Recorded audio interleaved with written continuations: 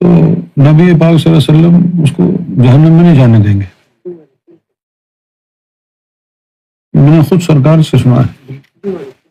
اگر عقیدہ درست ہے اس کا، بھلے کتنا گناہ گار. اب مسئلہ عقیدے کا ہو گیا. اب اگر آپ حضور کی شان میں گستاخی کریں گے تو پھر کیا صفات ہوگی؟ ہے نا؟ جہاں تک نور اور بشر کا معاملہ ہے سنی اور وہابیوں میں، چلو بھی تم کو کوئی روحانی میسر نہیں آیا، تم کو پتہ نہیں چلا، تو قرآن میں دونوں چیزیں لکھی ہوئی ہیں. نور کا بھی حوالہ ہے، بشر کا بھی ہے. تو تم ایسا مان لو کہ بھئی بشر ہیں، نور بھی ہیں، ایسا تو جائے گی نا. تو یہ عقیدہ تم کو قرآن سے ملا ہے نا، باوجود اس کے تم سمجھ نہیں پائے، لیکن جو کچھ بھی ہے قرآن میں تو ہے. ابھی ہے نا، قد جاءکم من اللہ نور و کتاب مبین، اللہ کی طرف سے تمہارے پاس نور آیا اور کتاب آئی.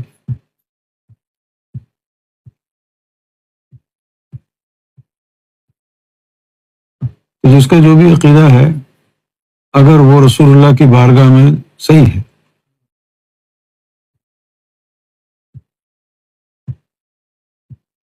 تو بھلے جتنا مرضی گناہ گار ہو، بخشش تو ہو جائے گی. بخشش ہی ہوگی اور کچھ تو نہیں ہوگا. اچھا، آج کے زمانے میں ایمان تو قصہ پارینہ بن گیا ہے. آج کے زمانے کا سب سے بڑا مسئلہ یہ ہے کہ لوگوں کا عقیدہ درست نہیں ہے. ایک زمانے تک ہم یہ سمجھتے رہے کہ اہل سنت والجماعت کا عقیدہ درست ہے، لیکن وہ ہم اہل سنت والجماعت کا جو درخشاں ماضی تھا، ان حقائق پر ہمارا عقیدہ قائم تھا، ہے نا. بعد میں جو یہ بدروئیں آ گئی نا، نورانی میاں اور دعوت اسلامی اور یہ اور وہ، انہوں نے اہل سنت والجماعت کو گلا گھونٹ دیا. اہل سنت والجماعت کا گلا گھونٹا اور پھر وہاں سے اسٹارٹ ہوا بریلویزم. آوے بھائی، بریلوی سے پہلے کیا لوگ درود شریف نہیں پڑھتے تھے؟ پڑھتے تھے نا. اب ضروری تھوڑی کہ کھڑے ہو کر پڑھے، بیٹھ کے پڑھ سکتے. یہاں سے عقیدہ بگڑ گیا. اور پھر جو رہی صحیح کسر تھی، وہ پاکستان کے جو سنی ہیں انہوں نے نکال دی. سارا فتنہ کراچی میں کاغذی بازار، جوڑیہ بازار کے علاقے سے شروع ہوا. سارا فتنہ.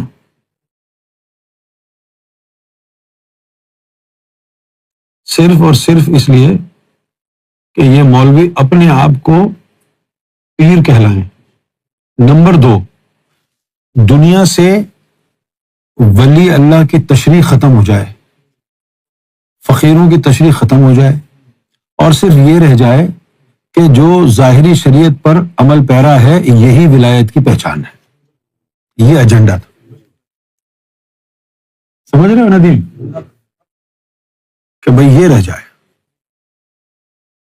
کیوں؟ ہم شریعت پر عمل پیرا ہیں، ہم لوگوں کو ثبوت دے دیں گے کہ دیکھو ہم شریعت پر عمل پیرا، ہم ولی اللہ ہیں. پھر ہم بیعت کریں گے، نذرانے لیں گے. تو جس نے بھی بات کی کہ نہیں یہ ولایت کی پہچان نہیں ہے، اور سرکار نے تو کھلے ہم کہ یہ تھوڑی ولایت کی پہچان تو یہ ہے کہ زیادہ سے زیادہ 7 دن میں مرشد کامل قلب کو جاری کر دے. اب وہ صلاحیت ان کے پاس کہاں؟ لہذا اپنی دکانداری چمکانے کے لیے اہل سنت والجماعت کا جو عقیدہ تھا نا،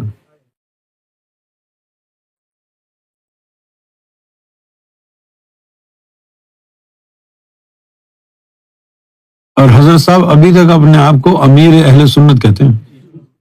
یہ طریقت تو ہیں ابھی تک امیر اہل سنت. اور کوئی پوچھتا ہے ان کو کہ آپ کی تعلیم کہاں ہے، بولے میں نے درس نظامی نہیں کیا ہے، میں 4 جماعتیں پڑھا، 1 2 3 4 جماعتیں پڑھا، پھر میں اسکول سے بھاگ گیا تھا۔ میں کل ہی سنی ان کی تقریر۔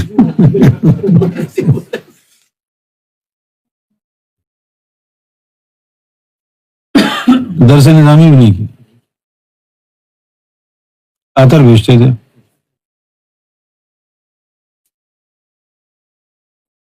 وہ مسجد میں نے دیکھی ہے، ہاں یہاں عطر بیچتے تھے نا، ہاں تم نے دیکھی ہے؟ دیکھو کہاں سے فتنہ شروع ہوا۔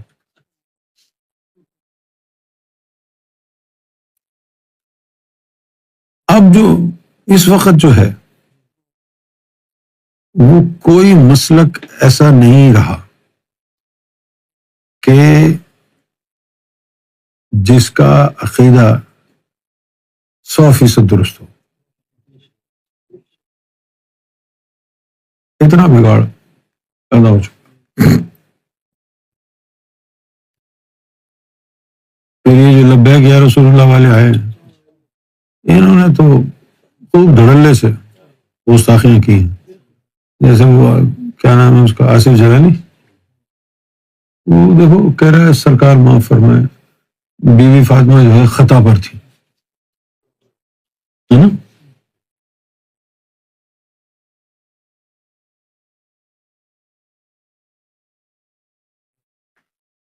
تو مطلب کہنے کا یہ ہے کہ جو رسول اللہ صلی اللہ علیہ وسلم کی جو شفاعت کا جو ایک تحفہ ہے،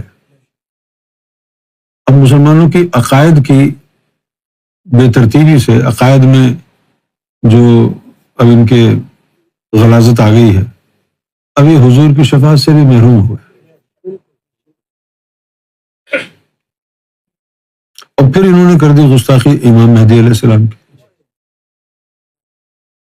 تباہ ہو گئے۔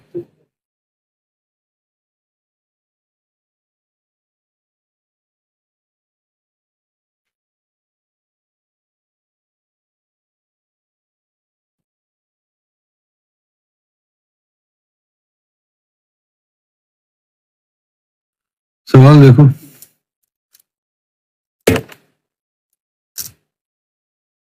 اچھا اولیاء کرام جو آئے، انہوں نے اپنی اپنی خانقاہوں میں صرف اپنے مریدوں پر توجہ دی، انہوں نے یعنی باہر نکل کے اپنی خانقاہ سے عام مسلمان کے احوال، ان کی گفتار اور ان کے عقائد پر توجہ نہیں دی، ہے نا؟ لہٰذا ان کو مخالفت کا سامنا کیا کرنا پڑا ہوگا؟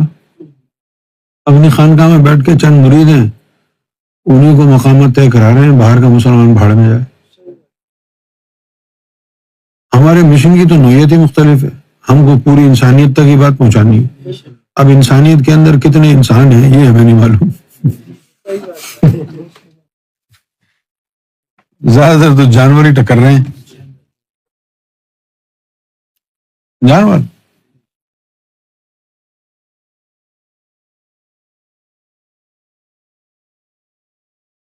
اب آپ اندازہ کریں مجھے کتنے مولویوں کی ای میلز آتی ہیں، اور جب میں ان کو جواب دیتا ہوں تو اب وہ یہ کہتے ہیں کہ تم نے آج تک جتنی حدیثوں کے حوالے دیے سب جھوٹی،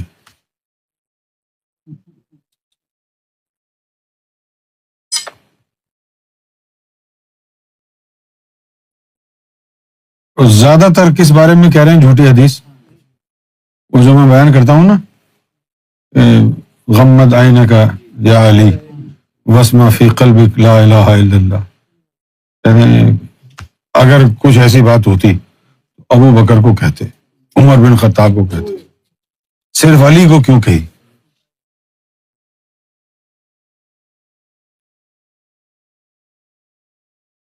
اس کو بھی جھوٹا قرار دے دیا، اے بنی آدم تیرے جسم میں گوشت کا ایک لوتھڑا ایسا ہے۔ اور وہ یہ حدیث ان اللہ لا ينظر الی صورکم واعمالکم، کہتے ہیں یہ بھی جھوٹی ہے۔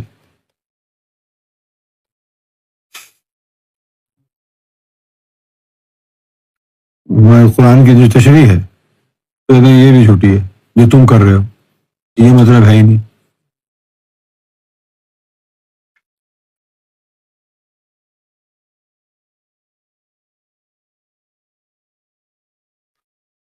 مجھے تو کتابوں کی کبھی ضرورت پڑی نہیں تھی، کیونکہ میری تربیت تو سرکار نے فرمائی، لیکن خدا کی قسم صرف اس خاطر کہ یہاں بیٹھ کے جو میں بات کر رہا ہوں نا، اس بات کے اندر کسی کو شک نہ رہے، میں نے آج تک جتنی بھی گفتگو کی ہے اس ساری گفتگو کو میں قرآن کی جو تفاسیر ہیں اس سے ملا کر کے پھر بیان کرتا ہوں تاکہ حوالہ ہو۔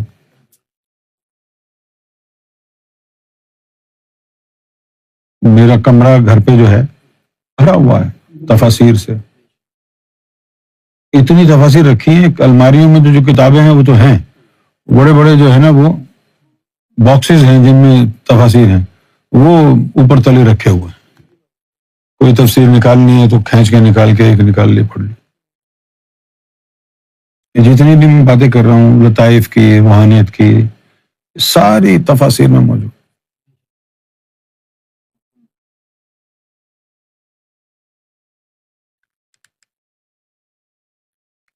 حیدرآباد دکن جو انڈیا میں ہے، وہاں پر تھا نظام سکہ نظام، اس کو بڑی محبت تھی کہ دین کی تبلیغ ہو،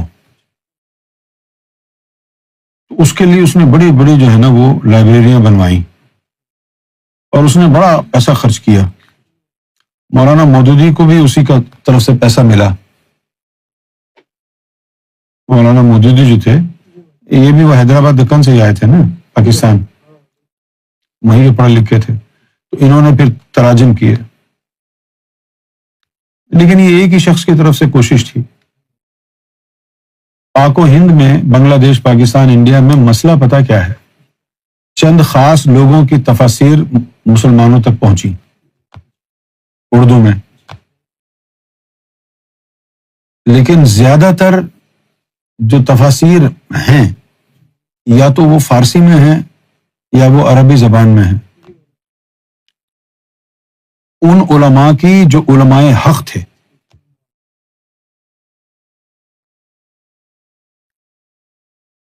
علماء حق جیسے قاضی ایاز ہے، ملا علی قاری ہے، ابو القاسم نیشاپور، یہ لوگ ہیں بڑی اعلیٰ، بہت اعلیٰ تفسیریں لکھی ہوئی ہیں، لیکن ہمارے سننے ڈھول بجاتے رہے بس۔ کوئی تعمیری کام اگر ہوتا تو کیا ہوتا کہ وہ جو تصوف کی مطابقت میں تفاسیر موجود ہیں عربی اور فارسی زبان میں، ان کے تراجم اردو میں کر کے وہ کتابیں میسر ہوتی تو پھر کاؤنٹر اٹیک ہو سکتا تھا سلفیوں کی خباثت پر، وہابیوں کی خباثت کے اوپر کاؤنٹر اٹیک تبھی ہوتا جب آپ کے پاس اس کو زیر کرنے کے لیے اوتھینٹک احادیث اور اوتھینٹک تفاسیر ہوتی ہے موجود۔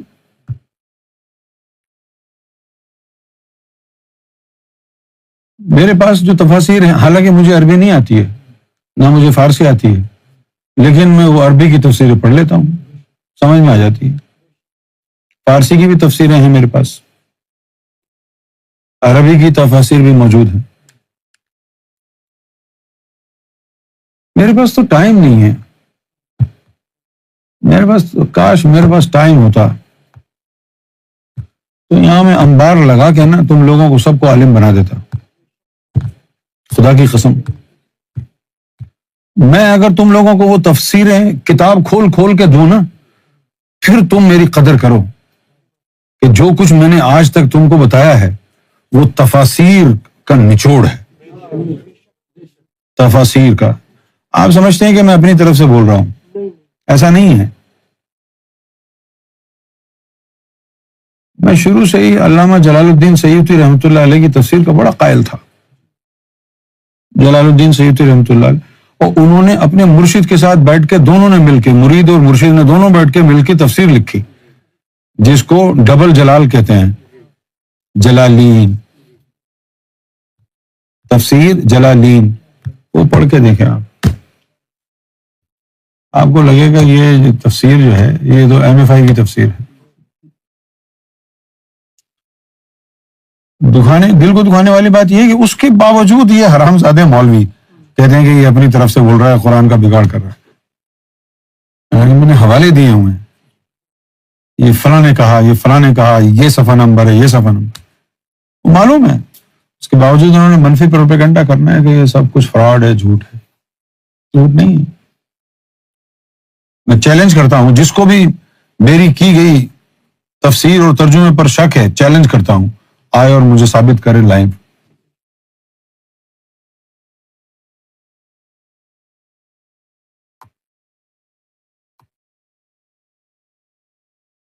آپ اگر مولانا مودودی کی امام مہدی علیہ الصلوۃ والسلام کے حوالے سے ہی ان کا مضمون پڑھ لیں تو آپ کا دماغ روشن ہو جائے.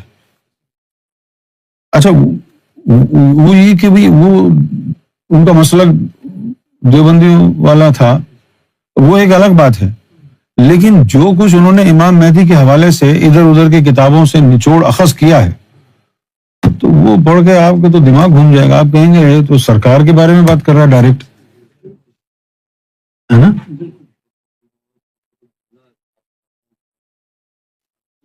مضمون ہے اس موضوع کے حوالے سے جس کا فرمایا ہے، انہوں نے صاف طور پر یہ بات لکھی ہے مودودی صاحب نے کہ امام مہدی کا تصور جو مولویوں میں پایا جاتا ہے، وہ کہتے ہیں میرے نزدیک امام مہدی جو ہے نا وہ کوئی مولوی یا پیر یا وہ نہیں ہوں گے، بلکہ امام مہدی علیہ السلام جو ہوں گے وہ ایک جدید سائنسی علوم جاننے والی شخصیت ہوں گے.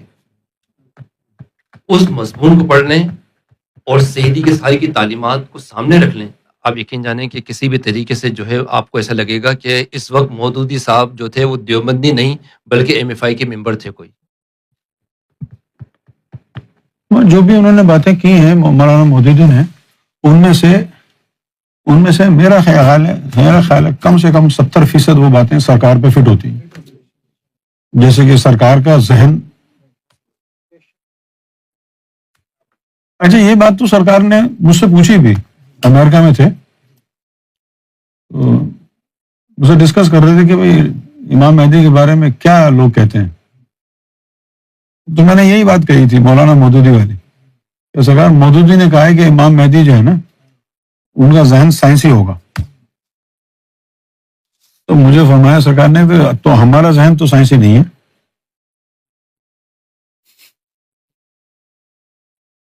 میں نے کہا کہ سرکار آپ ہی کا تو ذہن ہے سائنسی، باقی سب تو ایسے ہی جو ہے بڑکیاں مار رہے ہیں. تو سرکار نے فرمایا مثال دو.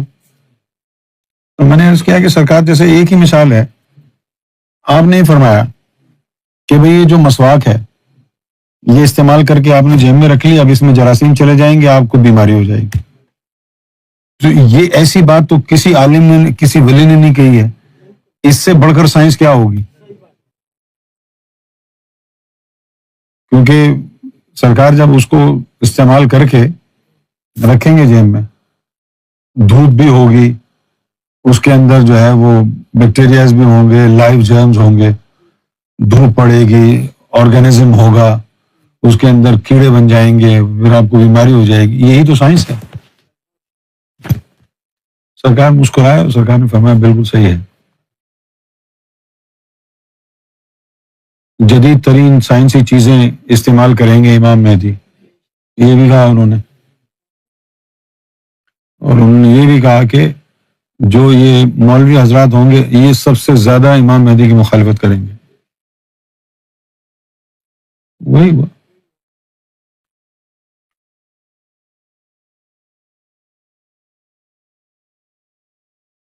سرکار کی ایک ایک بات جو ہے ایسی ہے کہ آدمی سر پکڑ کے بیٹھ جائے. ایک ایک بات ایسی ہے سرکار کی. دوسرا یہ کہ مجھے جو ہے سرکار نے فرمایا کہ تم گاڑی خریدنے جا رہے ہو، تمہیں وہ گاڑی کی پہچان ہے یا نہیں ہے؟ تو مجھے جو ہے سرکار نے فرمایا کہ بس گاڑی کا یہ دیکھو کہ انجن صحیح ہے کہ نہیں ہے.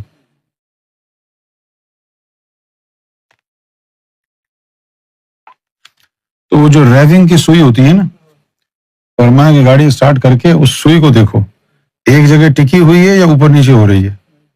اور میں نے کہا اگر ایک جگہ ٹکی ہوئی ہے تو اس کا مطلب ہے کہ اس کے پسٹن بھی صحیح ہے، انجن بھی صحیح ہے، مگر اوپر نیچے ہو رہی ہے تو ٹھکی ہوئی ہے گاڑی، اور انجن جو ہے وہ اللہ کو پیارا ہوگا۔ اب وہ ایک ہی بات کی وجہ سے سب سے پہلے میں وہی دیکھتا ہوں کہ وہ سوئی جو ہے کہاں جا رہی ہے، اسے پتہ چل جاتا۔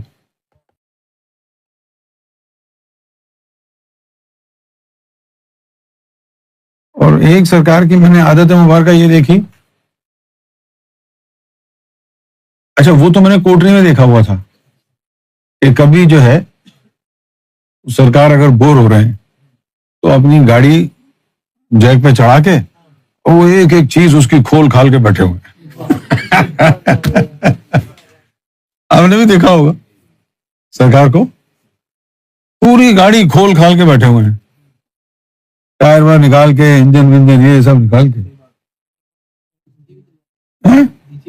ہاں اچھا وہ مکینک خود بھی پریشان ہو جاتے کہ آپ اس کو جوڑیں گے کیسے؟ دوبارہ اسمبل بھی تو کرنا ہے نا۔ اچھا یہ تو منظر میں نے دیکھا ہوا تھا، ایک دن یہاں تشریف فرماتے کمرے میں پورا لیپ ٹاپ کھولا ہوا۔ اچھا میں نے مجھے تو اندازہ نہیں تھا، میں نے کہا سرکار یہ کیا ہوا؟ سرکار نے کہا او خیر ہے خیر، کچھ نہیں ہوا، میں نے کھولا ہے صحیح جائے۔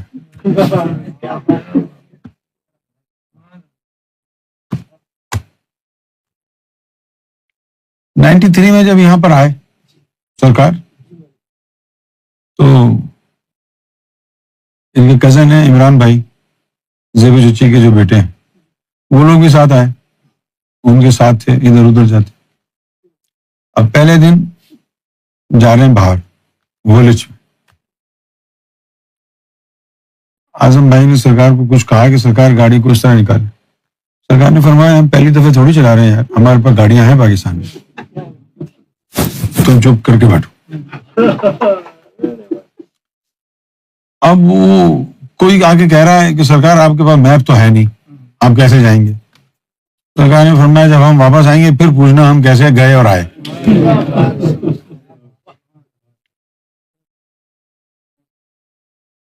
یہاں کے راستے، خاص طور پر لندن شہر کے جو راستے، ہم جب مانچسٹر سے یہاں آئے تھے نا 97 میں، تو آنے کے کئی سال بعد تک پتہ نہیں چلتا تھا کہ کہاں پر ہیں، ادھر سے ادھر نکل کے ادھر سے، مجھے لگتا تھا کہ ساری سڑکیں ایک جیسی ہیں، بڑا مسئلہ ہوتا۔ سرکار پہلے دن تشریف لائے۔ اچھا انسان تو اپنے مطابق ہی سوچتا ہے نا، اب پاکستان کی ڈرائیونگ یہاں کی ڈرائیونگ میں زمین آسمان کا فرق۔ پاکستان کے اندر تو کوئی رولز اینڈ ریگولیشنز نہیں، اب یہاں پر جو ہے نا وہ سائن بنے ہوئے ہیں کہ بھئی اس کا یہ مطلب ہے، اس کا یہ مطلب ہے، اس کا یہ مطلب، لیکن سرکار کو سب پتہ ہے۔ 2-2.5 گھنٹے بعد سرکار وہیں آ کے کھڑے ہو گئے پولیس گھر کے سامنے۔ سائنسی ذہن تو ہر معاملے میں دیکھا ہے سرکار کو۔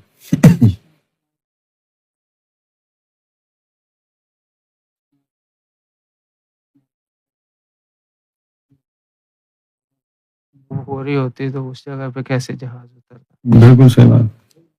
اب جیسے سرکار نے دن میں اگر فش کھا لی اور شام کو نہیں کھائیں گے، شام کو نہیں کھائیں گے، دن میں دال کھا لی ہے، شام کو پھر کچھ اور کھائیں گے، یعنی ان چیزوں میں بھی۔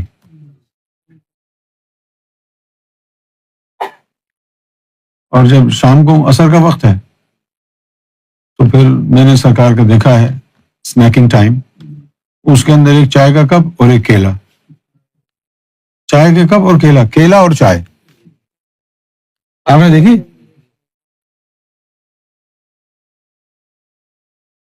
لیکن زیادہ تر لوگ جو سرکار کے ارد گرد رہے ہیں نا وہ ایک نمبر کے ڈھکن تھے۔ اب جیسے یہاں لندن میں کسی نے سرکار کو کہہ دیا کہ سرکار پراٹھا اچھا نہیں ہوتا، تو سرکار نے اس کو کبھی نہیں کہا کہ پراٹھا بناؤ، لیکن جیسے امریکہ گئے کہا جی پراٹھا لے آؤ. اب اس کو نہیں سمجھ میں آتی یہ بات جس کو ہم کہہ رہے ہیں کہ بھائی سرکار نے امریکہ میں پراٹھا کھایا تھا, کھانے دو, بنا لو. نہیں, سرکار نے منع فرمایا. میں نے بولا لوگ ایسے سرکار کا تو جو ہے نا وہ ذہن بڑا یونیک ہے.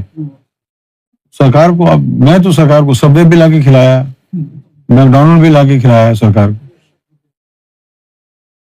وہ خاص طور پر جو انین رنگز ہوتے ہیں برگر کنگ پہ, وہ بڑے سرکار نے فش اینڈ چپس کھائے بہت مزے سے ٹاٹا سوس ڈال کے. آپ نے سرکار کی وہ تصویر بھی دیکھی ہوگی جس کے اندر وہ کاؤ بوائے ہیٹ پہنا ہوا ہے, اور وہ جو اوور کوٹ سرکار نے پہنا ہوا تھا 96 میں جب وہ جارج بش کی میٹنگ میں سرکار گئے تھے, کیا ڈیشنگ لگ رہے. سرکار جیسا چہرہ نہیں ہے کہیں. جو مزہ سرکار کے چہرہ مبارک کو دیکھیں, جیسے سرکار کی ریش مبارک ہے, ایسی داڑھی کہیں دیکھی آپ نے؟ کیا بات ہے. ہاں ایسی ٹوپی بھی پہنی, میرے پاس ہے وہ تصویر.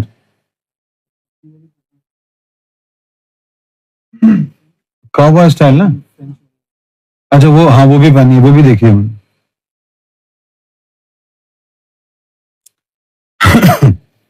اور کافی بھی اتنا بڑا جو ہے نا جگ بھر کے کافی. امریکہ کی بات ہو رہی وہاں پر, چسکے لگا رہا ہے.